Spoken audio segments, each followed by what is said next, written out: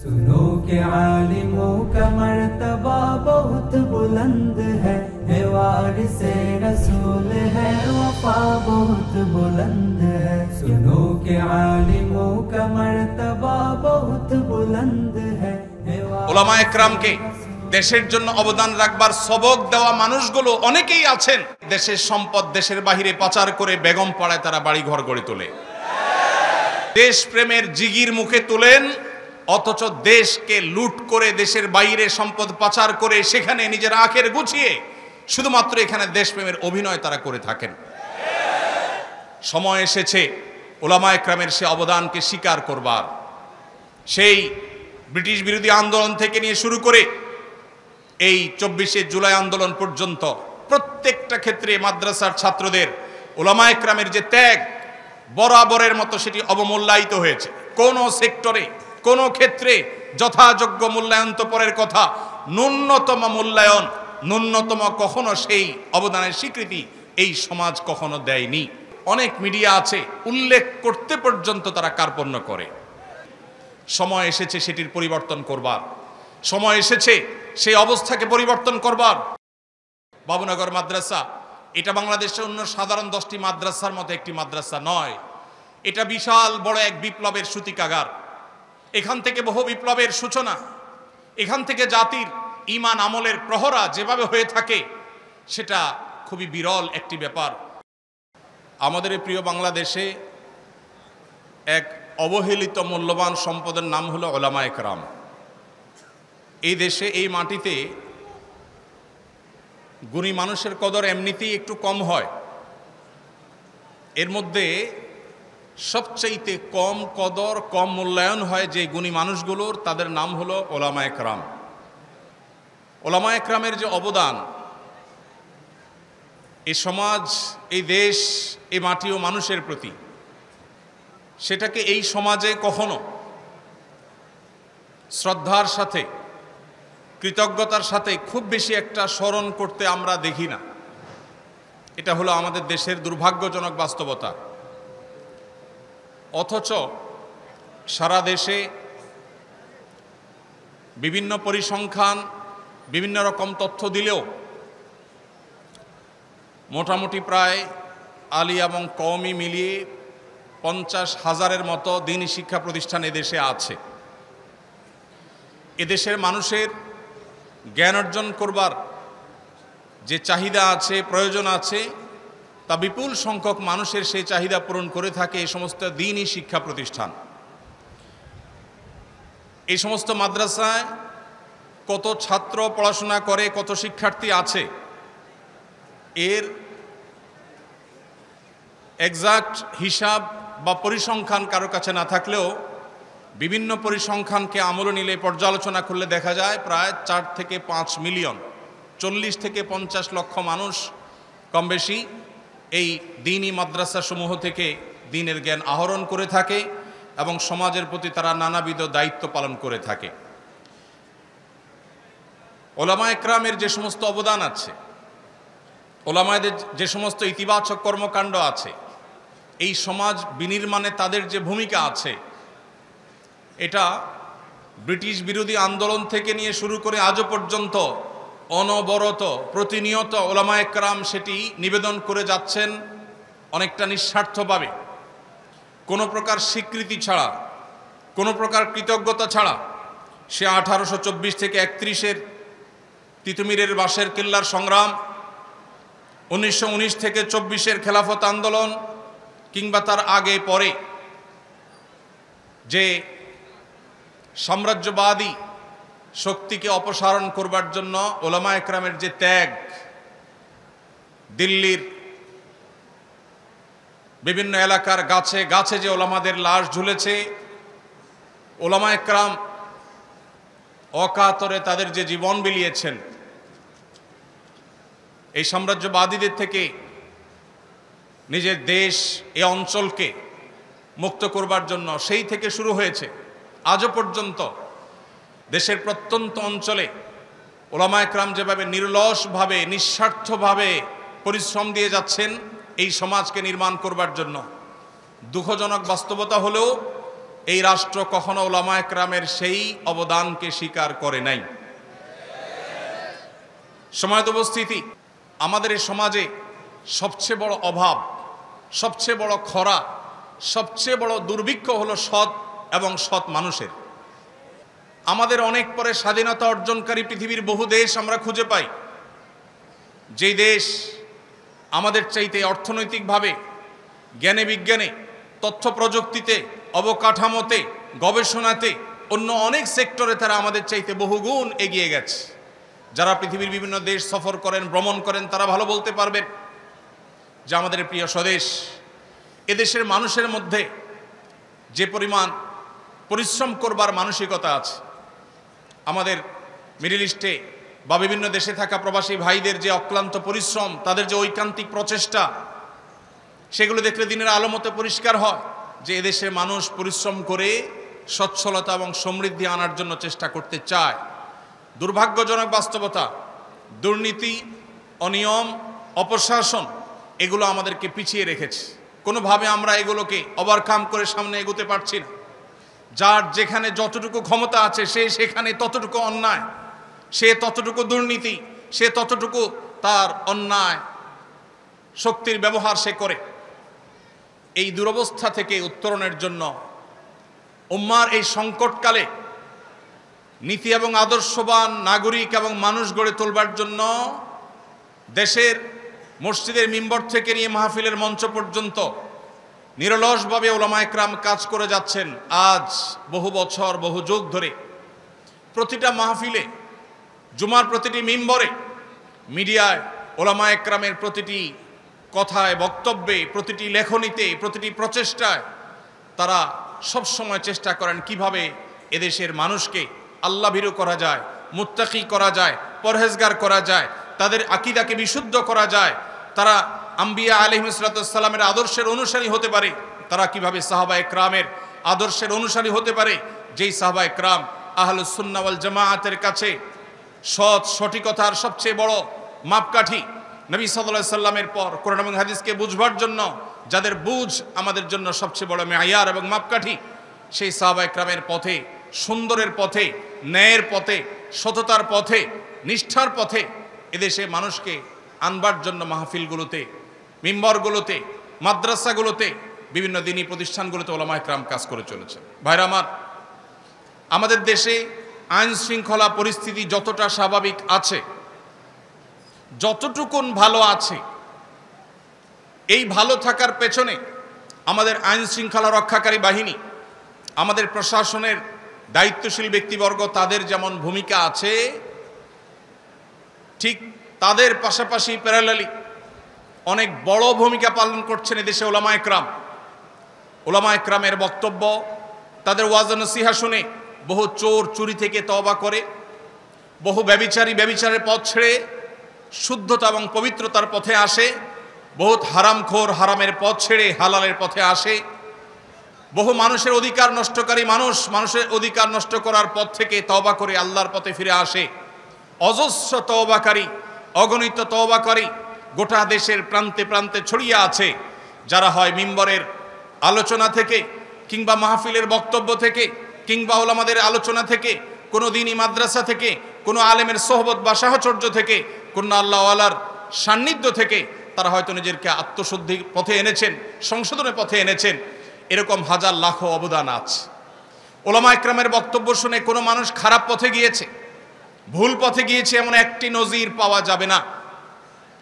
সম্মানিত ভাইরা আমার, উলামায়ে কেরামের এই যে অবদান, এই অবদান যুগ যুগ ধরে এদেশের মানুষ যদি শুকরিয়া আদায় করে, তাহলে এই অবদানের প্রকৃত স্বীকৃতি এবং তার প্রকৃত কৃতজ্ঞতা আদায় করা সম্ভব হবে না। প্রিয় ভাইরা আমার, স্বার্থপরতার এই সমাজে, স্বার্থান্ধতার এই যুগে উলামায়ে কেরাম যার যার মতো অত্যন্ত নীরবে নিভৃতে দেশের বিভিন্ন প্রান্তে থেকে তারা মানুষকে হেদায়েতের আলো ছড়িয়ে বেড়ান, তারা মানুষকে সুন্দরের পথে আনেন, তারা মানুষকে শুদ্ধতার পথে আহ্বান করেন।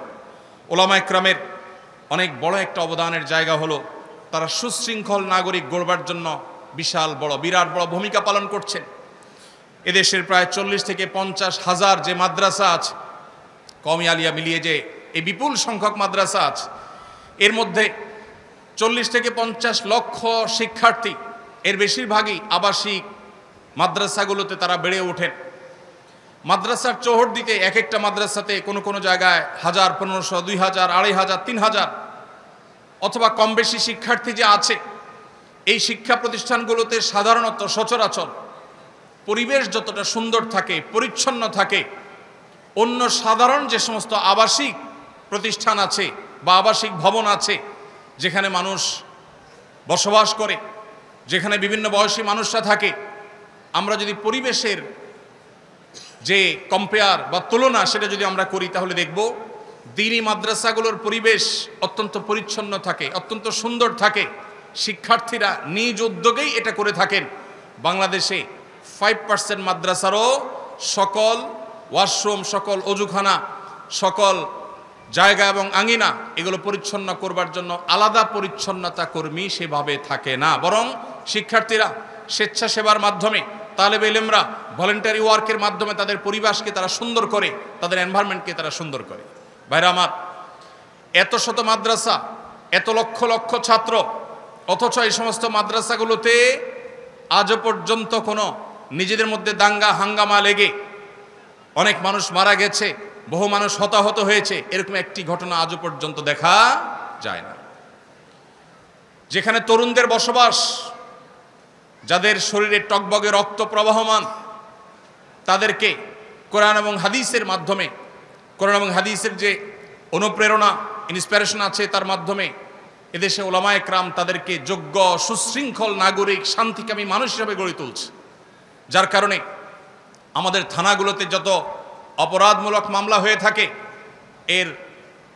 এর হয়তো 5% মামলাও এদেশে ওলামায়ে কেরাম, দিনদার মানুষদের নামে সচরাচর হয় না, কেউ দেখাতে পারবে না।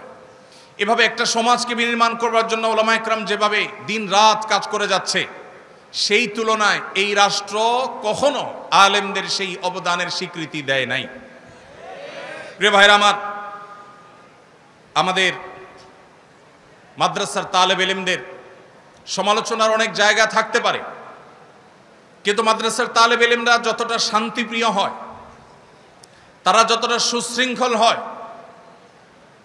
সেটা মাদ্রাসার আভ্যন্তরীণ যে পরিবেশ আছে, লক্ষ লক্ষ শিক্ষার্থীরা হাজার হাজার মাদ্রাসায় তারা যে শান্তিপূর্ণভাবে বসবাস করে, এখনো পর্যন্ত, ভবিষ্যতে কি হবে আল্লাহ ভালো জানে, এখনো পর্যন্ত যে শান্তিপূর্ণ পরিবেশ এখানে বিরাজমান, অন্য সাধারণ শিক্ষা ব্যবস্থা সেটা কল্পনাও করা যায় না। সম্মানিত ভাইরা, কয়েক লক্ষ ইয়েতিম মাদ্রাসাগুলোতে তারা লালিত পালিত হয়ে থাকে।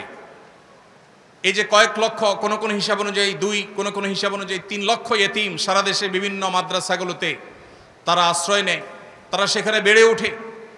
যেখানে আমাদের দেশে পিতৃপরিচয়হীন কিংবা মা বাবা মারা গেছেন, অসহায় হয়ে গেছে, এই ধরনের অনেক ছোট ছোট সন্তানরা তারা হয়তো পথশিশু হিসাবে বেড়ে ওঠে। তারা পর্যাপ্ত শিশু হিসাবে তাদের যে অধিকার আছে সে অধিকারটুকু তারা পায় না। শিক্ষা তো দূরের কথা, নিয়মতান্ত্রিকভাবে একটু খাবার, একটু ভালো বাসস্থানের ব্যবস্থা তাদের হয় না। আপনি ঢাকা শহরে, চট্টগ্রাম শহরে, বড় বড় শহরগুলোতে গেলে দেখবেন বিভিন্ন ফুটপাতে, গুরুত্বপূর্ণ পাবলিক প্লেসগুলোতে অসংখ্য অগণিত পথশিশুরা তারা শুয়ে আছে, তাদের দেখভাল করবার কেউ নেই। এই শিশুদের অনেকেই হয়তোবা তারা অনেকেই অনেক খারাপ মানুষের হাত ধরে ধীরে ধীরে অপরাধ জগতে চলে যাচ্ছে। কেউ হয়তো চুরি ছিনতাইকারের দিকে চলে যাচ্ছে, কেউ হয়তো সঠিক দিশার অভাবে নানা ভুল পথে পা বাড়াচ্ছে, কেউ হয়তো মাদকের বিস্তার, মাদকের বিক্রি, বিপণন, মাদকের মার্কেটিং, সরবরাহ, এরকম চেইনের মধ্যে তারা নিজেদের অজান্তে হয়তো ঢুকে পড়ছে। তাদেরকে অসাধু চক্র নানাভাবে ব্যবহার করছে। বস্তিতে বেড়ে ওঠা অনেক ছোট ছোট কোমলমতি শিশুরা তারা এভাবে ধ্বংস হচ্ছে। এদেশের মাদ্রাসাগুলো, বিশেষ করে কওমি মাদ্রাসাগুলো, ইয়েতিমদের লালন পালন করবার যে দায়িত্ব নিয়েছে, এই দায়িত্ব যদি ওলামায়ে কেরাম না নিতেন, এই ইয়েতিমদের যদি দায়িত্বভার গ্রহণ করার এই বিষয়টি ওলামায়ে কেরাম দেখভাল না করতেন, তাহলে হয়তো এদের অনেকেই অন্য সব পথশিশুদের মতো তারা ভুল পথে চলে যেত। দেশের আইনশৃঙ্খলা রক্ষা, আইনশৃঙ্খলা পরিস্থিতি অবনতি হতো, নানাবিধ অসুবিধা তৈরি হতো।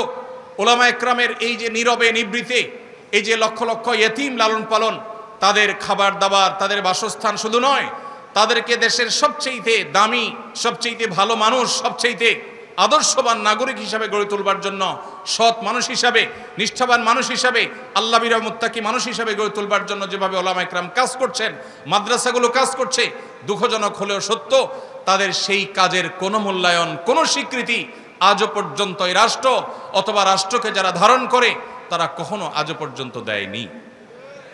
সম্মানিত ভাইরা, ওলামা ইকরাম সামাজিক কুসংস্কারের বিরুদ্ধে যে সংগ্রাম চালাচ্ছেন, ধর্মের নামে অধর্ম কিংবা মানুষকে ভুল ভ্রান্ত আকীদা বিশ্বাস থেকে ফিরিয়ে এনে ইসলামের শুদ্ধ সঠিক চিন্তাধারার উপরে, সহি এবং বিশুদ্ধ আকীদার উপরে উঠাবার জন্য ওলামা ইকরাম যে পরিশ্রম করছেন, এর জন্য সাধারণ মানুষ কোনো চাঁদা তাদের দেয় না। তারা আল্লাহর খাতিরে নবীদের যে চেতনা ছিল, ইন আজরিয়া ইল্লা আলাল্লাহ, সেই চেতনায় উজ্জীবিত হয়ে তারা নিরলসভাবে এদেশের মানুষকে কুসংস্কার থেকে মুক্ত করবার জন্য কাজ করে যাচ্ছেন।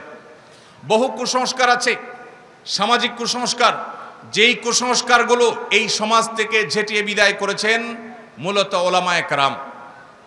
আমাদের এই দেশে একসময় যৌতুকের যে করাল গ্রাস, যৌতুকের যে ভয়াবহ থাবা, যৌতুকের যে কুসংস্কার, এটা আমাদের পার্শ্ববর্তী দেশ কিংবা আমাদের অন্য ধর্মাবলম্বী যারা অনেকের মধ্যে হয়তো এ জাতীয় কুসংস্কার আছে, সেটি তাদের সংস্রবে থাকার ফলে কিংবা আরও নানা কারণে আমাদের সমাজে যেভাবে ঝেঁকে বসেছিল, আজ আমাদের দেশে শহর তো বটেই, গ্রাম থেকে গ্রামাঞ্চলে পর্যন্ত যৌতুক আস্তে আস্তে দূর হয়ে যাচ্ছে আলহামদুলিল্লাহ। এই যে যৌতুককে জাদুঘরে পাঠানোর যে ভূমিকা, সবচেয়ে বড় ভূমিকা পালন করেছে ওলামা ইকরাম। সমাজে আরো বহু অপরাধ আছে, যে অপরাধগুলো দূর করবার জন্য বা কমিয়ে আনবার জন্য আমাদের দেশের বিভিন্ন বিভাগ, বিভিন্ন সেক্টর, বিভিন্ন বাহিনী, বিভিন্ন জায়গা থেকে বিভিন্ন দায়িত্বশীল ব্যক্তিবর্গ, দায়িত্বশীল প্রতিষ্ঠানগুলো কাজ করছে। কিন্তু যৌতুক যে আমাদের সমাজ থেকে বিদায় হতে চলেছে, যৌতুক যে একটা ঘৃণার বিষয়ে পরিণত হয়েছে, যৌতুক দেওয়া নেওয়াকে সামাজিকভাবে যে অত্যন্ত খারাপ জিনিস মনে করা হয়, এই মনে করার পেছনে, এই ন্যারেটিভ বয়ান দাঁড় করাবার পেছনে একচ্ছত্র এবং একক অবদান শুধুই ওলামা ইকরামের। এরকম অগণিত এরকম বহু কুসংস্কার এই সমাজ থেকে ঝেঁটিয়ে বিদায় করেছেন ওলামা ইকরাম, কিন্তু ওলামা ইকরামের সে সমস্ত অবদানের তেমন কোনো স্বীকৃতি আপনি কখনো শুনতে পাবেন না। প্রিয় ভাইরা আমার, দ্বীনি শিক্ষা প্রতিষ্ঠানগুলো, মসজিদ মাদ্রাসাগুলোর মাধ্যমে মধ্যপ্রাচ্য এবং পৃথিবীর বিভিন্ন প্রান্ত থেকে বিভিন্ন মানুষজনকে ওলামা ইকরাম বিভিন্ন সময় দাওয়াত দিয়ে আনেন। অনেক ব্যবসায়ী, অনেক দানবীর, অনেক আল্লাহ ভীরু, তারা আল্লাহর খাতিরে এদেশে আসেন। অজস্র অগণিত তারা টিউবওয়েল, তারা মসজিদ মাদ্রাসা, তারা অবকাঠামো, কালভার্ট, অনেক ক্ষেত্রে তারা অবদান রেখেছেন। কি পরিমাণ টাকা শুধুমাত্র বাহির থেকে এই দেশে এনেছেন ওলামা ইকরাম, সেটার হিসেব, প্রকৃত হিসেব কেউ আজও পর্যন্ত করেছে বলে আমার জানা নেই। কোনো পরিসংখ্যান, কোনো গবেষণা আজও পর্যন্ত ওলামা ইকরামের সে অবদানকে তুলে আনতে পারেনি। যদি আনা হয়, আমার বিশ্বাস চোখ কপালে ওঠার মতো একটি বিষয় হবে এটি, যে পরিমাণ বিদেশি মুদ্রা বা যে পরিমাণ বিদেশি দান ওলামা ইকরাম এদেশে এনেছেন, এদেশের কাজে বিভিন্ন এনজিওগুলো, ইসলাম বিরোধী অপশক্তিগুলো, পশ্চিমাদের বিভিন্ন এজেন্টরা, তারাও বিদেশ থেকে ফান্ড আনে, কিন্তু সেই ফান্ড, সে সমস্ত তহবিল এদেশে মানুষের চিন্তা, চেতনা, বিশ্বাস, ঈমান, শিক্ষা, সংস্কৃতি, কৃষ্টি, কালচার, এগুলোর বিরুদ্ধে পশ্চিমা সংস্কৃতিকে আরোপ করবার জন্য, চাপিয়ে দেওয়ার জন্য, প্রতিষ্ঠিত করবার জন্য সে সমস্ত তহবিল তারা এনে থাকে, ব্যবহার করে থাকে। কিন্তু ওলামা ইকরাম যে সমস্ত তহবিল আনেন, সেগুলো এনে তারা এদেশে ইয়েতিমদের লালন পালন করেন, মসজিদ মাদ্রাসা গড়ে তোলেন, সেখান থেকে সৎ যোগ্য নাগরিক গড়ে তোলার চেষ্টা করেন। আমাদের এই দেশকে যদি সমৃদ্ধ করতে হয়, এ দেশকে যদি সচ্ছল করতে হয়, এ দেশকে যদি বিশ্বের দরবারে মাথা উঁচু করে দাঁড় করাতে হয়, তাহলে শুধুমাত্র যোগ্যতা যথেষ্ট নয়। একদিকে তাদের যোগ্যতা যেমন লাগবে, অপরদিকে নাগরিকদেরকে সৎ মানুষ হিসেবে গড়ে তুলতে হবে। যতদিন অসততা, দুর্নীতি, অপশাসন এবং অনিয়ম এগুলোকে আমরা জাদুঘরে পাঠাতে না পারবো, যতদিন মানুষগুলোকে প্রকৃত মানুষ হিসাবে আমরা পরিণত করতে না পারবো, মুসলমানদেরকে সত্যিকারের মুসলমান বানাতে না পারবো, যতদিন আল্লাহ ভীরু মানুষ হিসাবে গড়ে তুলতে না পারবো, ওলামা একরামের ওয়াজ ও নসিহতের মাধ্যমে, তাদের সমাজ সংস্কারের মাধ্যমে, তাদের তাজদিদি কর্মকাণ্ডের মাধ্যমে, তাদের নানামুখী কর্মসূচির মাধ্যমে তারা যতদিন পর্যন্ত মানুষকে সৎ হিসাবে গড়ে তুলতে না পারবেন, ততদিন পর্যন্ত এই দেশ কখনো সমৃদ্ধ হবে না। প্রিয় ভাইরা আমার, এই জন্য ওলামা একরামের এই সমস্ত অবদানকে স্বীকার করতে হবে, আমরা সেগুলোকে শ্রদ্ধা ভরে স্বীকৃতি দিতে হবে, কৃতজ্ঞতা জানাতে হবে। তাদের অবদান, তাদের যে সমস্ত কর্মকাণ্ড, পজিটিভ এবং ইতিবাচক যে সমস্ত ভূমিকা এই সমাজের জন্য, এই মাটির জন্য, এই দেশের জন্য, সেটা বলে শেষ করা যাবে না। প্রিয় ভাইরা আমার, আমরা দেখেছি বিভিন্ন সময় দেশের ক্রান্তিকালে সবার আগে ওলামা একরামের নেতৃত্বে সাধারণ মানুষ ঝাঁপিয়ে পড়েন। ওলামা একরামের অক্লান্ত পরিশ্রম থাকে, অনেক অবদান থাকে, সেগুলোকে অনেক মিডিয়া আছে উল্লেখ করতে পর্যন্ত তারা কার্পণ্য করে। এক শ্রেণী মানুষ আছে যারা ওলামা একরামের কোনো পজিটিভ কর্মকাণ্ড খুঁজে পায় না, অথচ বাস্তবতা হলো ওলামা একরাম যেখানে বাহির থেকে দানবীরদেরকে দেশে এনে দেশকে সমৃদ্ধ করার চেষ্টা করে, এর বিপরীতে ওলামাদের সমালোচনাকারী যারা আছে তারা অনেকে দেশের সম্পদ দেশের বাহিরে পাচার করে বেগম পাড়ায় তারা বাড়ি ঘর গড়ে তোলে। প্রিয় ভাইরা আমার, ওলামা একরামকে দেশের জন্য অবদান রাখবার সবক দেওয়া মানুষগুলো অনেকেই আছেন যারা দেশপ্রেমের জিগির মুখে তোলেন, অথচ দেশকে লুট করে দেশের বাইরে সম্পদ পাচার করে সেখানে নিজের আখের গুছিয়ে শুধুমাত্র এখানে দেশপ্রেমের অভিনয় তারা করে থাকেন। সময় এসেছে ওলামা একরামের সে অবদানকে স্বীকার করবার।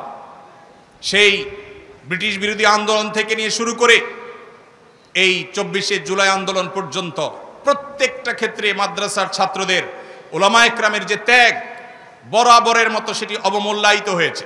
কোন সেক্টরে, কোন ক্ষেত্রে যথাযোগ্য মূল্যায়ন তো পরের কথা, ন্যূনতম মূল্যায়ন, ন্যূনতম কখনো সেই অবদানের স্বীকৃতি এই সমাজ কখনো দেয়নি।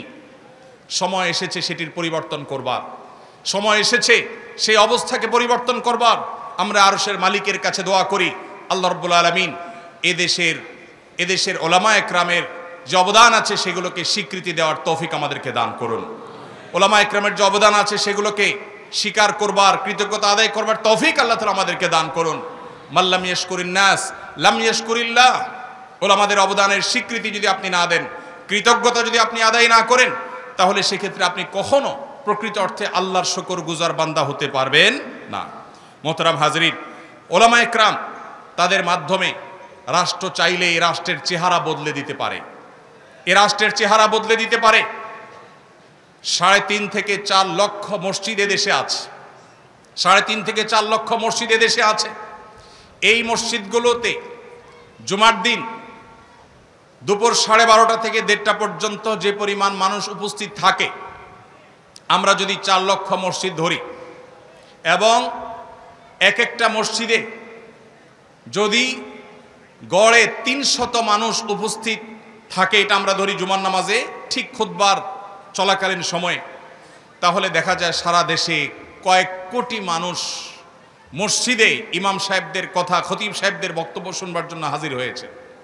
স্বপ্রণোদিতভাবে সমস্ত মিডিয়া একযোগে পিক টাইমে যে পরিমাণ দর্শক পায়, সেই দর্শকের সংখ্যার চাইতে বহুগুণ বেশি হবে এই সংখ্যা, যেটা ওলামা একরামের কথা শুনবার জন্য মানুষ সপ্তাহের সবচাইতে সেরা টাইমটা, সবচাইতে ফ্রেশ টাইমটা জুমার দিনে ভালো করে একটা ঘুম দিয়ে ফ্রেশ মোডে সবচেয়ে ভালোভাবে একটা গোসল দিয়ে উত্তম পোশাক পরিধান করে সুগন্ধি মাখিয়ে সবচাইতে ফ্রেশ মোডে ওলামা একরামের সামনে এসে বসে থাকে মানুষ কথা শুনবার জন্য। ভাইরা আমার, এই মসজিদগুলো, এগুলোকে যদি রাষ্ট্র ওন করত, এগুলোকে রাষ্ট্র যদি নিজের বলে গ্রহণ করত এবং পৃষ্ঠপোষকতা দিত, সঠিক ব্যবহার করবার চেষ্টা করত, তাহলে এই জাতিকে সঠিক মেসেজ দেওয়ার জন্য, যথাযথ বার্তা পৌঁছাবার জন্য, সংশোধন করবার জন্য, বহুবিধ সামাজিক কার্যক্রম পরিচালনা করবার জন্য এই মসজিদগুলো সবচাইতে বড় ভূমিকা রাখতে পারত। অথচ দুর্ভাগ্য, ইমাম সাহেব, খতিব সাহেবরা, মুয়াজ্জিন সাহেবরা, মসজিদগুলো সবচাইতে অবহেলিত এই দেশে। প্রিয় ভাইরা আমার, এই দেশে যে সমস্ত প্রাকৃতিক দুর্যোগ হয়ে থাকে, আমরা আমাদের আসুন্নাহ ফাউন্ডেশনের বিভিন্ন কার্যক্রম পরিচালনা করবার মধ্য দিয়ে আমাদের যে অভিজ্ঞতাটুকু হয়েছে তার আলোকে আমরা বলতে পারি সবচেয়ে বেশি দুর্যোগে মোকাবেলায় মসজিদগুলো আমাদের সবচেয়ে বেশি সহায়ক ভূমিকায় আসে। কারণ মসজিদগুলোতে ইমাম খতিব সাহেবরা এলাকা মানুষকে অনুপ্রাণিত করে অন্যের কষ্ট দূর করবার জন্য তাদেরকে বের করে দেয়, মানুষকে উৎসাহিত করে, মানুষকে তার সর্বস্ব ত্যাগ করবার জন্য শিক্ষা দিয়ে থাকে। এটা মসজিদগুলো থেকে হয়। অতএব যদি সারা দেশের মসজিদের ইমাম সাহেবদেরকে যদি রাষ্ট্র অন করত, তাহলে দেখা যেত অনেক দুর্যোগ আছে, অনেক ঝড়, জলোচ্ছ্বাস, বন্যা, বিভিন্ন রকমের দুর্যোগ আছে, যেই দুর্যোগগুলো মোকাবেলা করতে মসজিদগুলো নেতৃত্ব দিতে পারত, সমাজের চেহারা বদলাতে পারত।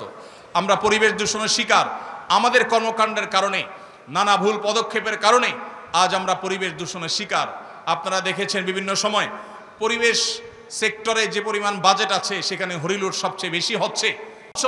শুধুমাত্র মসজিদের ইমাম খতিবদেরকে যদি রাষ্ট্র যদি তাদেরকে পরিবেশ সুরক্ষা করবার জন্য যথাযথভাবে তাদেরকে যদি ব্যবহার করত, তাহলে দেখা যেত পরিবেশ সুরক্ষার ক্ষেত্রে ওলামায়ে কেরাম সবচেয়ে বেশি অবদান রাখতে পেরেছেন। ভাইরা আমার, এইভাবে মসজিদ মাদ্রাসাগুলোকে, ওলামায়ে কেরামকে যদি রাষ্ট্র অন করত, তাহলে সেক্ষেত্রে দিন শেষে রাষ্ট্র বেনিফিটেড হতো, উপকৃত হতো, কিন্তু সেটা হয়নি। সময় এসেছে সেটিকে পরিবর্তন করবার, সেটি আমাদের করতে হবে ইনশাআল্লাহ। আল্লাহ আমাদের সবাইকে সেই তৌফিক দান করুন। ওলামায়ে কেরামের মাধ্যমে আমাদের ভঙ্গুর যে পরিবার ব্যবস্থা আছে সেটাকে আবারও শক্ত ভিতের উপরে দাঁড় করানো সম্ভব।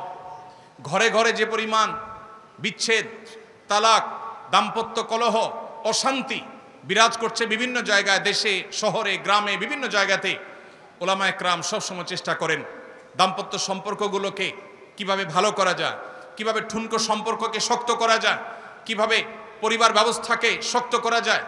এটা ওলামায়ে কেরামের বড় একটা কাজের জায়গা। এই জায়গাতে ওলামায়ে কেরাম চাইলে কাউন্সিলিংয়ের ক্ষেত্রে ভূমিকা রাখতে পারেন। বিভিন্ন উন্নত দেশে মহল্লা কাউন্সিলর আছে। আজ যে পরিমাণ দিন থেকে দূরে সরার ফলে, কোরআন এবং হাদিস থেকে দূরে সরে যাওয়ার কারণে আমাদের মধ্যে ডিপ্রেশন, ফ্রাস্ট্রেশন, যে পরিমাণ আমাদের মধ্যে হতাশা, বিষণ্ণতা এগুলো বাড়ছে, যে পরিমাণ আত্মহত্যা করার প্রবণতা বাড়ছে বিশেষ করে তরুণদের মধ্যেও, ওলামায়ে কেরামকে যদি কাউন্সিলিংয়ের জন্য যোগ্য করে তোলা হতো, তাদেরকে যদি এর জন্য দায়িত্ব দেওয়া হতো, তাদের মাধ্যমে যদি সমাজকে এভাবে উপকৃত হওয়ার সুযোগ করে দেওয়া হতো, আমার বিশ্বাস তাহলে সেক্ষেত্রে দিন শেষে এদেশে মানুষ উপকৃত হতো। ভাইরা আমার, ওলামায়ে কেরাম তারা নিজে থেকে অনেক উদ্যোগ নিতে পারেন। এখানে যে সমস্ত তালেবুল ইলম ভাইরা আছেন, আমার আপনাদের উদ্দেশ্যে বলতে চাই, এ সমাজের সাধারণ মানুষ অত্যন্ত ধর্মভীরু, অত্যন্ত দিনপ্রেমিক। এদেশে মানুষের পালস অনেকে বুঝতে ভুল করেছেন, যারাই ভুল করেছেন তারাই তার মাসুল দিয়েছেন। এদেশের প্রত্যেকটা মানুষ ধর্মপ্রাণ। অতএব এদেশে মানুষের মধ্যে যে পরিমাণ হেদায়েতের জন্য চাওয়া আছে, তাদের যে প্রত্যাশা আছে, আকাঙ্ক্ষা আছে, পিপাসা আছে, সেটি মিটাবার জন্য সেরকম উপযুক্ত দায়ী, সেরকম উপযুক্ত আলেমের আজ বড় অভাব। আপনাদেরকে সে অভাব পূরণ করতে হবে। তার জন্য আপনাদের নিজেদেরকে উপযুক্ত করতে হবে, যোগ্য হিসাবে গড়ে তুলতে হবে, সেরকম মুখলেস, সেরকম নিষ্ঠাবান, সেরকম দরদি দায়ী হিসাবে গড়ে তুলতে হবে নিজেদেরকে, এবং একই সাথে নিজেদেরকে দক্ষ দায়ী হিসাবে গড়ে তুলতে হবে। সময়কে রিড করা জানতে হবে। ইসলাম এবং মুসলমানদের বিরুদ্ধে কোন কোন ষড়যন্ত্র কোন কোন সেক্টর থেকে হচ্ছে, কিভাবে হচ্ছে, তা পুঙ্খানুপুঙ্খরূপে আমাদেরকে জানতে হবে। আমরা সেই নবীর উম্মত, যেই নবী সাল্লাল্লাহু আলাইহি সাল্লাম সম্পর্কে সিরাত ইবনে হিশাম আব্দুল ইবনে আব্বাস রাদিয়াল্লাহু তাআলা আনহুমা থেকে একটি হাদিস বর্ণনা করেছে যে নবীজি সাল্লাল্লাহু আলাইহি সাল্লাম যখন কোনো কওমের মুখোমুখি হতে যেতেন, তার আগে তাদের সম্পর্কে পরিপূর্ণ তথ্য তিনি নিয়ে নিতেন।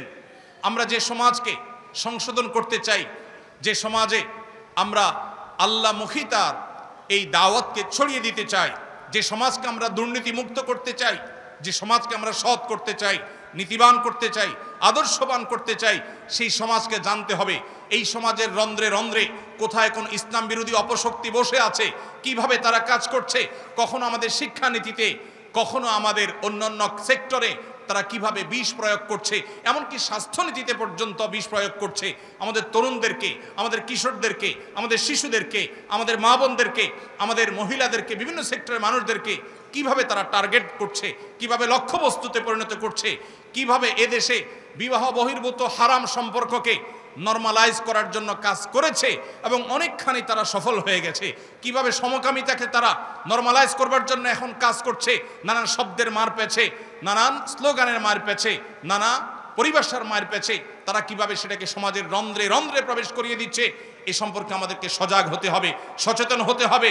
পশ্চিমা সভ্যতার চোখে চোখ রেখে কথা বলবার জন্য পশ্চিমা সভ্যতাকে মন্থন করতে হবে, অধ্যয়ন করতে হবে, পড়তে হবে, প্রত্যেকটি বাদ মতবাদ সম্পর্কে আপনাকে জানতে হবে, সময় সচেতন হতে হবে। প্রয়োজন আপনাকে ইংরেজি ভাষা শিখতে হবে, বাংলা ভাষা আপনাকে শুদ্ধ উচ্চারণ প্রমিত উচ্চারণ করা শিখতে হবে। আপনাকে কোরআন এবং হাদিসের নলেজের পাশাপাশি জাগতিক নলেজ পর্যাপ্ত পরিমাণ অর্জন করতে হবে। তাহলে ইনশাআল্লাহ আপনি জাতির নেতৃত্বের আসনে আসতে পারবেন, এই জাতির সংশোধনের কাজে আপনি ভূমিকা রাখতে পারবেন। আমি আবারও বলছি, চেয়ে আছে গোটা দেশের মানুষ। আজ কলেজ বিশ্ববিদ্যালয়গুলোর দিকে তাকালে দেখা যায় তরুণদের মধ্যে কিভাবে ইসলামের প্রতি জাগরণ ঘটেছে। জুলাই আন্দোলনে আমরা লক্ষ্য করেছি কিভাবে স্কুল কলেজ পড়ুয়া আমার তরুণ বন্ধুরা তারা মাঠে ময়দানে, তারা রাস্তায় দাঁড়িয়ে জামাতের সাথে সালাত আদায় করেছেন, তারা কিভাবে আল্লাহু আকবার ধ্বনি উচ্চারণ করেছেন, কিভাবে তারা তাদের ধার্মিকতা, তাদের দিনদারিতা, তাদের ঈমানকে প্রকাশ করেছেন, তাদের কর্মকাণ্ডের মধ্য দিয়ে সেটি প্রকাশ করেছে, সেটি ফুটে উঠেছে। আজ এই জাতির বিপুল অংশ, বিশেষ করে উদীয়মান তরুণদের বড় অংশ, তারা ইসলামের ছায়াতলে এসেছে বা আসার জন্য অপেক্ষমান আছে।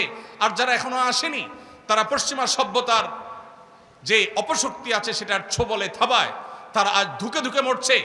পারিবারিকভাবে তারা অনেকে অশান্তিতে মরছেন, অনেকে দাম্পত্য কলহে ভুগছেন, অনেকে বিভিন্ন রকমের মানসিক যন্ত্রণায় ভুগছেন, ডিপ্রেশনে, ফ্রাস্ট্রেশনে ভুগছেন, হতাশায় ভুগছেন, আত্মহত্যার পথে পা বাড়াচ্ছেন, ভুল পথে চলে যাচ্ছেন।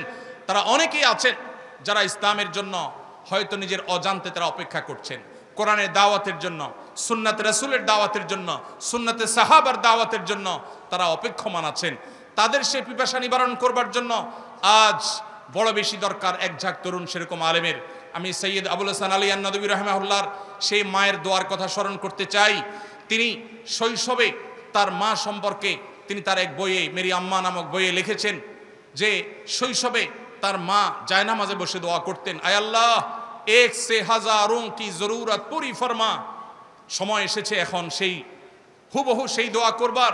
আয় আল্লাহ আমাদের এই দেশের জন্য, এই মুসলিম মিল্লাতের জন্য, আমাদের মাদ্রাসার তালেব ইলমদের এক একজনকে এমন যোগ্য করে দিন, এমন প্রভাবশালী করে দিন, এমন মুত্তাকি করে দেন, এমন মুখলিস বানিয়ে দিন, এমন বুক ভরা দরদওয়ালা বানিয়ে দিন যে এক একজন হাজার হাজার মানুষের কাজ করতে পারে।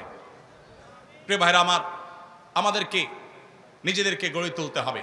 এই সমাজকে পরিবর্তন করবার জন্য আমাদেরকে নিজেদেরকে যোগ্য করে তুলতে হবে, আমাদের সে ভূমিকা রাখতে হবে। এর জন্য দরকার হলো বুক ভরা ব্যথা। বুক ভরা ব্যথা নবী করিম সাল্লাল্লাহু আলাইহি ওয়াসাল্লাম তিনি তার এক হাদিসে তিনি বলেছেন, আপনারা জানেন নাকি, যে তোমরা যখন জাহান্নামে পতিত হওয়ার জন্য পতঙ্গের মতো, পতঙ্গ যেরকম আগুন কিংবা বিদ্যুতের লাইটের উপর ঝাঁপিয়ে পড়ে পড়ে নিজেকে শেষ করে দেয়, তোমরা নিজেদেরকে পাপের দিকে, জাহান্নামের দিকে সেভাবে যখন ধাবিত করো, ওয়ানা আখিযুম বিহুজাজিকুম মিনান নার, আমি তোমাদেরকে জাহান্নাম থেকে বাঁচাবার জন্য তোমাদের কোমর ধরে টানার মতো চেষ্টা করি। আজ সেই নবী আলাইহিস সালামের মতো নবীওয়ালার সেই দরদ, সেই ব্যথা, সেই বেদনা বুকে ধারণ করে আজ আমরা মানুষকে দাওয়াত দিতে হবে কোরআন এবং হাদিসের পথে, কোরআন এবং সুন্নাহর পথে, বিশুদ্ধ আকীদার পথে। নবী আলাইহিস সালাম, আম্বিয়া আলাইহিস সালামের যে নিষ্পাপত্য, সাহাবায়ে কেরামের যে সততা নিষ্ঠা, তাদের যে সত্যবাদিতা এবং সঠিকতার মাপকাঠি হওয়ার দাওয়াত, কোরআন এবং সুন্নাহর সার্বিক দাওয়াত আমরা যে মানুষের দ্বারে দ্বারে পৌঁছাতে হবে। আমরা যে দেশের মানুষের যে আইডেন্টিটি পরিবর্তন করে দেওয়া হয়েছে, আজ মুসলমানের সন্তান নিজেকে পরিচয় দেয় তার পেশা দিয়া, মুসলমানের সন্তান আজ ক্যারিয়ারিস্টিক হয়ে গেছে অনেক ক্ষেত্রে। তার যে আসল আইডেন্টিটি, তার রবের সাথে যে সম্পর্ক, তার পালনকর্তার সাথে যে পরিচয়, দিন শেষে তার সবচেয়ে বড় পরিচয় যে সে আব্দ, সে গোলাম, সে দাস, মহামনিবের, মহামালিকের, সেই জিনিসটি আজ এদেশে মানুষ ভুলে গেছে। পশ্চিমা সভ্যতা, পশ্চিমা সংস্কৃতির থাবায় সেটা ভুলিয়ে দেওয়া হয়েছে, কখনো শিক্ষার নামে, কখনো উন্নয়নের নামে, কখনো নানা নামে। আমাদের ভাই বোনদেরকে যখন ইসলাম থেকে অনেকটা দূরে সরিয়ে দেওয়া হচ্ছে, তারা নামে মাত্র মুসলমান হচ্ছে, কেউ হয়তো জুমা পড়ছেন, কেউ হয়তো 2-4 ওয়াক্ত পড়ছেন, কেউ হয়তো নামাজ পড়ছেন, অন্য ক্ষেত্রে তার ইসলাম পালনের কোনো খবর নেই, কোনো আগ্রহ নেই, কোনো তার ভিতরে ন্যূনতম প্রচেষ্টা নেই, সেই চেতনা নেই, সেই ধারণা পর্যন্ত নেই। সে মানুষগুলোকে পরিপূর্ণ ইসলামের পথে আনার কাজ আমাদেরকে করতে হবে এবং তার জন্য নিজেকে উপযোগী করতে হবে এবং নিজের মধ্যে সেই দরদ, সেই যোগ্যতা, সেই বহুমুখী প্রতিভা, সময়কে জানার মতো যোগ্যতা, সমসাময়িক জ্ঞান যতটুকু না জানলে নয় সেটা আমাদেরকে অর্জন করতে হবে। লিডারশিপ কোয়ালিটি আমাদের মধ্যে আনতে হবে। লিডারশিপ কোয়ালিটি না আনলে আমরা শুধুই কোরআন এবং হাদিসের কথা মানুষকে শুধু বলবো, কিন্তু আমরা সমাজের নেতৃত্বের আসনে আসতে পারবো না। কোরআন হাদিসের মধ্যে লিডারশিপ আছে, সেটাকেই শুধুমাত্র আলাদা করে আমাদেরকে ধারণ করতে হবে, শিখতে হবে, অর্জন করতে হবে। আর সে আজিমের মালিকের কাছে দোয়া করি, আল্লাহ রাব্বুল আলামিন আমাদের তালেব ইলমদেরকে, আমাদের উলামায়ে কেরামকে এই সমাজকে পরিবর্তনকারী হিসাবে পরিবর্তন করবার জন্য যত যোগ্যতা প্রয়োজন, যত নিষ্ঠা প্রয়োজন, যত ইখলাসের প্রয়োজন, যত দরদের প্রয়োজন, আল্লাহ রাব্বুল আলামিন আমাদের সবাইকে সেই দরদ, সেই ইখলাস, সেই নিষ্ঠা, সেই যোগ্যতা দান করুন। এই মাটিকে আল্লাহ তাআলা দ্বীনের জন্য, ঈমানের জন্য, কোরআনের জন্য, সুন্নাহর জন্য আল্লাহ তাআলা কবুল এবং মঞ্জুর করুন। বাবুনগর মাদ্রাসা এটা বাংলাদেশের অন্য সাধারণ 10টি মাদ্রাসার মতো একটি মাদ্রাসা নয়। এটা বিশাল বড় এক বিপ্লবের সূতিকাগার। এখান থেকে বহু বিপ্লবের সূচনা, এখান থেকে জাতির ঈমান আমলের প্রহরা যেভাবে হয়ে থাকে সেটা খুবই বিরল একটি ব্যাপার। আল্লাহ রাব্বুল আলামিনের কাছে দোয়া করি, আল্লাহ রাব্বুল আলামিন আমাদেরকে সেই চেতনা, সেই ঈমানি দায়িত্ব আমাদেরকে আমরণ পালন করবার তৌফিক দান করুন। দ্বীনি প্রতিষ্ঠানগুলো, উলামায়ে কেরামের যে অবদান, সেটাকে এই সমাজ, এই জাতিকে আল্লাহ তাআলা পরিপূর্ণভাবে স্বীকৃতি দেওয়ার, কৃতজ্ঞতা আদায় করার, উলামায়ে কেরাম তাদের সবটুকুন দেওয়ার সুযোগ যেন লাভ করেন, সেই তৌফিক আমাদের সবাইকে আল্লাহ তাআলা দান করুন। আল্লাহ রাব্বুল আলামিন গোটা দুনিয়ার মাজলুম যে মানবতা আছে, মুসলিম মা বোনরা, আমাদের ভাই বোনেরা, আমাদের যে যে প্রান্তে আজ মাজলুম আছে, আরশে আজিমের মালিকের কাছে ফরিয়াদ করি, আল্লাহ রাব্বুল আলামিন তাদের সবাইকে আল্লাহ রাব্বুল আলামিন তার গায়বী নুসরত দান করুন, যেভাবে আসহাবে বদরকে আল্লাহ তাআলা করেছেন। আল্লাহ রাব্বুল আলামিনের কাছে কায়মনা বাক্যে দোয়া করি, আল্লাহ তাআলা এই মাহফিলকে, এই জলসাকে কবুল এবং মঞ্জুর করুন। আমাদেরকে কোরআন এবং সুন্নাহর অনুসারী হওয়ার তৌফিক দান করুন। আল্লাহ রাসূল সাল্লাল্লাহু আলাইহি ওয়াসাল্লাম, সাহাবায়ে কেরামের অনুসারী হওয়ার তৌফিক দান করুন।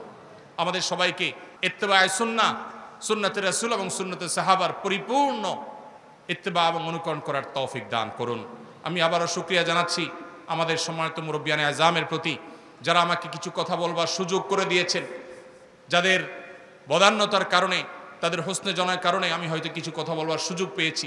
ইন আসাবতু ফামিনাল্লাহ, যদি আমি সঠিক কিছু বলে থাকি সেটি আল্লাহর তরফ থেকে, ওয়া ইন আখতাতু ফামিন্নী ওয়া মিনাশ শাইতান, যদি ভুল কিছু করে থাকি, বলে থাকি, সেটি শয়তান বা আমার তরফ থেকে।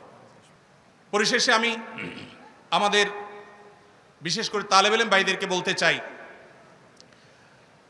আস-সুন্নাহ ফাউন্ডেশন সারা বাংলাদেশে যেভাবে কাজ করেছে, এই এলাকাতে ফটিকছড়ি থানাতে, নাজিরহাটের আশেপাশে বিভিন্ন জায়গায় আস-সুন্নাহ ফাউন্ডেশনের কাজ এখনো চলমান আছে আলহামদুলিল্লাহ। শুধুমাত্র আপনাদের এই থানাতে বন্যায় গৃহহারাদের যে পরিমাণ ঘর আস-সুন্নাহ ফাউন্ডেশন বানিয়ে দিয়েছে, সেগুলো ইনশাআল্লাহ আমরা আগামী কয়েকদিনের মধ্যে হয়তো চাবি হস্তান্তর করব মালিকদের কাছে। এভাবে সারা দেশের প্রত্যেকটা সেক্টরে আমরা কাজ করছি। আমার তালেব ইলম ভাইদেরকে আমি বলতে চাই, এই দেশে আমাদের মা বোনরা কেউ যদি জুলুমের শিকার হন, তাদেরকে মুক্ত করবার দায়িত্ব কি আমাদের না বামদের? কিন্তু আমরা সেই দায়িত্ব কতটা পালন করি? এদেশের শিশুরা যদি নিগৃহীত হয়, শিশুদের অধিকার যদি নষ্ট হয়, তাহলে সেক্ষেত্রে সেই অধিকার আদায় করবার দায়িত্ব কি আমাদের নাকি বামদের? কিন্তু আমাদের শিশু অধিকার প্রতিষ্ঠার সংগঠন কয়টা আছে? এদেশে মানুষের দুর্যোগে, দুর্বিপাকে সবার আগে ঝাঁপিয়ে পড়ে সবচেয়ে বেশি ভূমিকা রাখার দায়িত্ব, কর্তব্য আমাদের। এদেশের সাধারণ মানুষ, ধর্মপ্রাণ, তারা ওলামাদেরকে যতটা বিশ্বাস করেন, ওলামাদেরকে যতটা ভালোবাসেন, আলেমদের প্রতি যতটা আস্থা রাখেন, এদেশের কোন সেক্টরে মানুষের প্রতি তার সিকি ভাগও আস্থা রাখেন না। এটা বিভিন্ন সময় আমরা দেখেছি, যখন আমাদের বার্মা থেকে মাজলুম মা বোনরা এদেশে আশ্রয় নিয়েছে। দেশের প্রতিটি অঞ্চল থেকে উলামায়ে কেরাম, মসজিদের ইমাম খতিবদের নেতৃত্বে মানুষ ঝাঁপিয়ে পড়েছে সেই আগত মেহমানদের মেহমানদারি করবার জন্য, সে আগত মেহমানদের কষ্ট লাঘব করবার জন্য। দুর্ভাগ্যজনক বাস্তবতা হলো, ওলামা একরাম যখন কঠিন সময়ে সবার আগে হাল ধরেছেন, এরপর একটা সময় ওলামাদের অনেককে সেখান থেকে বিতাড়ন করা হয়েছে। সেগুলো বিভিন্ন এনজিওরা দখল করেছে, তাদের মতো সেখানে নানা কর্মকাণ্ড তারা পরিচালনা করছে। ধর্মান্তকরণ থেকে নিয়ে এমন কোনো কর্মকাণ্ড খুব কম আছে যে কর্মকাণ্ড সেখানে পরিচালনা অনেকে করছে না। সমকামিতার বিস্তার পর্যন্ত সেখানে আজ ঘটানো হচ্ছে, অথচ ওলামা একরাম নির্লসভাবে সে কাজটা শুরু করেছেন। ঠিক একইভাবে আমাদের এই সমাজে শ্রমিক ভাইয়েরা যদি কখনো বিপদে পড়েন, তারা যদি কখনো কষ্টে পড়েন, আমাদের মিম্বরগুলোতে কথা বলতে হবে, তাদের পাশে আমাদেরকে দাঁড়াতে হবে, যে কোনো মাজলুমদের পাশে আমাদের দাঁড়াতে হবে। আমরা তো সেই রাসূলের উম্মত যে রাসূল সাল্লাল্লাহু আলাইহি সাল্লাম বলেছেন, উনসুর আখাকা জালিমান আও মাজলুমা, তোমার ভাইয়ের সাহায্য তুমি করো, তিনি জালেম হোক আর মাজলুম হোক। সাহাবীরা প্রশ্ন করলেন, হে আল্লাহর রাসূল, কেউ যখন জালিম হয়, কেউ যখন মাজলুম হয়, তাকে সাহায্য করার অর্থ তো বোঝা যায় তাকে জুলুম থেকে রক্ষা করবার জন্য ভূমিকা রাখার মাধ্যমে তার সাহায্য করা হয়, কিন্তু কেউ যখন জালিম হয়, এই জালিম এবং অত্যাচারীকে আবার কিভাবে সাহায্য করা হবে? নবী আলাইহিস সালাম বলেছেন, অত্যাচারী বা জালিমকে সাহায্য করার মানে হলো অত্যাচারী ব্যক্তির অত্যাচারকে থামানো, তার অত্যাচার থেকে তাকে নিবারণ করা, নিবৃত করার চেষ্টা করা, এটাই হলো তার প্রতি সাহায্য করা। তার প্রতি সবচেয়ে বড় সহানুভূতি হলো তার জুলুমকে বন্ধ করা, কারণ আয-যুলমু যুলুমাতুন ইয়াওমাল কিয়ামা। প্রিয় ভাইরা আমার, সমাজে কোথাও অন্যায় হবে, অবিচার হবে, ওলামা একরামকে, ইমাম সাহেবদেরকে সেরকম বলয় গড়ে তুলতে হবে, সেরকম সমাজ গড়ে তুলতে হবে যেই সমাজ সমস্ত অন্যায় প্রতিরোধ করে। আইন হাতে তুলে নেওয়ার কথা বলছি না, কিন্তু অন্যায় বন্ধে ভূমিকা রাখা, জুলুম প্রতিরোধে ভূমিকা রাখা, এটার জন্য ওলামাদেরকে নেতৃত্ব দিতে হবে। কখনো শ্রমিকদের প্রতি জুলুম হলে ওলামাদেরকে সবার আগে এগিয়ে আসতে হবে, শিশুদের প্রতি জুলুম হলে, শিশুদের অধিকার যদি খর্ব করা হয়, সবার আগে আলেমদেরকে এগিয়ে আসতে হবে। শিশুদের মধ্যে আত্মহত্যার প্রবণতা ভয়ঙ্কর লেভেলে বেড়েছে, এর অন্যতম বড় একটা কারণ হলো আল্লাহর দেওয়া সিস্টেমের বাইরে গিয়ে উন্নতির নামে সেখানে আজ নারী পুরুষদের মধ্যে আল্লাহর সৃষ্টিগত যে ভেদাভেদ আল্লাহ রেখেছেন, সেই ভেদাভেদটুকু দূর করে দেওয়ার চেষ্টা করা হচ্ছে। পরিবার ব্যবস্থাপনাকে ভেঙে ফেলা হচ্ছে, নানাভাবে চক্রান্ত করে শিশুদেরকে মাতৃস্নেহ থেকে দূরে রাখা হচ্ছে। অতএব একটি শিশু মায়ের কোলে বেড়ে ওঠা তার জন্য যতটা আনন্দদায়ক, যতটা উপভোগ্য, কোনো অবস্থাতেই অন্য কোনো কেয়ারটেকার, অন্য কোনো মানুষের কাছে বেড়ে ওঠা উপযোগী নয়। তো শিশুদের অধিকার নিয়ে আমাদেরকে কথা বলতে হবে, শ্রমিকদের অধিকার নিয়ে আমাদের কথা বলতে হবে, অন্যায়ের বিরুদ্ধে, জুলুমের বিরুদ্ধে, জালেমের বিরুদ্ধে আমাদেরকে কথা বলতে হবে। বিদেশি অপশক্তিগুলোর যে সমস্ত ষড়যন্ত্র আছে, এগুলোর বিরুদ্ধে আমাদেরকে ভূমিকা রাখতে হবে। শুধু কথা বললে চলবে না, আমাদেরকে কাজ করতে হবে, সমাজ বিনির্মাণে কাজ করতে হবে, সমাজ সেবা কাজ করতে হবে। একজন আদর্শ মসজিদের ইমাম যদি চান তার মসজিদের এলাকা, তার মসজিদের চৌহদ্দির মধ্যে তিনি অগণিত সেবামূলক কাজ করতে পারেন, সামাজিক কাজ করতে পারেন, সমাজের চেহারা বদলে দিতে পারেন। মসজিদের ধনীদের লিস্ট যেরকম আছে, তালিকা যেরকম আছে, গরিবদের তালিকা রাখতে পারেন। গরিবদের অভাব মোচনের জন্য গরিবদের সাথে, ধনীদের সাথে গরিবদেরকে ভাগ বন্টন করে দিতে পারেন, যাতে করে গরিবরা ধনীদের থেকে উপকৃত হতে পারে। আশেপাশের যে সমস্ত পরিবেশ বিপর্যয়ের শিকার হচ্ছে, সেই পরিবেশগুলোকে উন্নত করতে পারেন। পরিবেশকে ভালো করবার জন্য ওলামা একরাম তরুণদেরকে নেতৃত্ব দিয়ে অনেক কিছু করতে পারেন। আমরা বহু আলেমদেরকে দেখেছি দেশে, আলহামদুলিল্লাহ, অনেক ওলামা একরাম তারা বিভিন্ন ক্ষেত্রে, বিভিন্ন জায়গায়, মসজিদে শুধুমাত্র মিম্বর থেকে নেতৃত্ব দিয়ে যুবক এবং তরুণদেরকে নিয়ে এলাকার চেহারা তারা পরিবর্তন করেছেন। আমরা আজ সে কাজ করবার সময় এসেছে, সে কাজ আমাদেরকে করতে হবে। আমরা দোয়া করি আল্লাহ রাব্বুল আলামিন আমাদেরকে সেরকম বহুমুখী যোগ্যতা অর্জন করবার তৌফিক দান করুন। আপনারা যারা তরুণরা আছেন, বিশেষ করে তালেবুল ইলমরা আছেন, যারা অনেকে হয়তো একটি সুপ্ত প্রশ্ন আপনাদের মনে আছে, কিভাবে আমরা আস-সুন্নাহ ফাউন্ডেশনের মতো দাতব্য প্রতিষ্ঠান গড়ে তুলতে পারি। আমি আপনাদেরকে বলতে চাই, এ ধরনের প্রতিষ্ঠান করবার জন্য আমরা মনে করি সবচেয়ে বেশি প্রয়োজন টাকার, অথচ এটা হলো আমাদের সবচেয়ে বড় ভুল। আমাদের সবচেয়ে বেশি প্রয়োজন হলো ঐকান্তিক প্রচেষ্টার এবং সিরিয়াসনেসের। আমরা যদি সেটা যথাযথভাবে করতে পারি, ইখলাস এবং নিষ্ঠার সাথে, যেই কাজ করতে টাকা লাগবে না সেই সেবার কাজটা আপনি শুরু করে দেন। এলাকায় একটা রাস্তা ভাঙা আছে, কয়েকজন যুবককে নিয়ে আপনি সেই রাস্তাটা মেরামত করার কাজে লেগে যান। এলাকার কোথাও ময়লা পড়ে আছে, সেই ময়লা যথাস্থানে নিয়ে ফেলে মাটিতে পুঁতে কিংবা আগুনে পুড়িয়ে এলাকাটাকে আপনি পরিবেশকে দূষণমুক্ত করেন। এটার জন্য আপনার টাকার প্রয়োজন হবে না। বহু মানুষ হয়তো কষ্টে আছে, একটু শারীরিক পরিশ্রম দিয়ে তার কষ্ট আপনি দূর করতে পারেন, এটার জন্য টাকার প্রয়োজন হবে না। অনেক তরুণরা আছে আস-সুন্নাহ ফাউন্ডেশনের বিভিন্ন প্রজেক্ট থেকে তাদেরকে সুবিধা পাওয়ার জন্য অনলাইনে ফর্ম পূরণ করে দেন, ফাউন্ডেশনের সাথে কানেক্টেড করে দেন, এর মাধ্যমে আপনি সেবামূলক কাজ করতে পারেন। এরকম আরও বহু প্রতিষ্ঠান আছে, সেগুলোর মাধ্যমে আপনি করতে পারেন। অতএব আমি আমার তরুণ বন্ধুদেরকে, বিশেষ করে তালেবে ইলমদেরকে বলতে চাই, সমাজ সেবামূলক কাজ অথবা যে কোনো কাজ করবার জন্য টাকা এটা কখনো ফ্যাক্টর নয়। আজ আসুন্নাহ ফাউন্ডেশন হয়তো অনেক ব্যাপকভাবে কাজ করছে, একটা সময় আমরা তেমন কোনো টাকা পয়সা ছাড়া মাসে মাত্র 8,000 টাকা খরচ করে আমরা আমাদের কর্মকাণ্ড পরিচালনা করেছি। তারও আগে কোনো টাকা পয়সা ছাড়াই আমরা দীর্ঘদিন পর্যন্ত কাজ করেছি। অতএব দরকার ঐকান্তিক প্রচেষ্টা, দরকার আলেম হিসাবে নবী রাসূলদের মতো সমাজকে সার্বিক নেতৃত্ব দেওয়ার যোগ্যতা, দরকার সে দরদ, দরকার সে বহুমুখিতা, প্রতিভা এবং ইখলাস। আল্লাহ রাব্বুল আলামিন আমাদেরকে এই সমাজের মানুষের দ্বীনি চাহিদা, দ্বীনি আকাঙ্ক্ষা, দ্বীনি পিপাসা মেটাবার জন্য উপযুক্ততা, সেরকম যোগ্যতা, সেরকম কোয়ালিটি এবং ক্যাপাবিলিটি আল্লাহ রাব্বুল আলামিন আমাদের সবাইকে অর্জন করার তৌফিক দান করুন।